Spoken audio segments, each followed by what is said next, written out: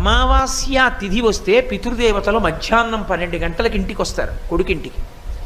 అందుకే అమావాస్య వస్తే మధ్యాహ్నం ఎవరింటికి వెళ్ళకురా అంటారు.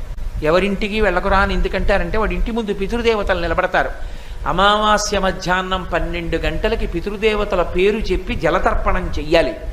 కనీసంలో కనీసం అలా చేయకపోతే స్వయం పాకమన్నా ఇవ్వాలి. స్వయం పాకమన్నా ఇవ్వకపోతే 12 గంటలకి లేచి నిలబడి చెప్పులు విప్పి 2 చేతులు 3 మాటలు ఇలా అనాలి. నాన్నగారండి ఏమనుకోకండి, నేను ఇవాళ ఏమీ మీకు పెట్టలేకపోతున్నానని 3 మాటలు చెయ్యి ఊపాలి. అలా కూడా ఊపకపోతే పితృదేవతలు ఆగ్రహిస్తారు. దుర్మార్గుడు, నేను జన్మనిచ్చాను, అమావాస్య 12 అయింది, అయినా సరే నాకేం చేయడని.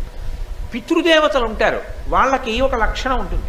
వాళ్ళని కొంతకాలం పాటు పితృదేవతా మండలంలో ఉంచుతారు. వాళ్ళకు ఒక అధికారం ఉంటుంది. ఏమిటో తెలుసా వాళ్ళ అధికారం? చాలా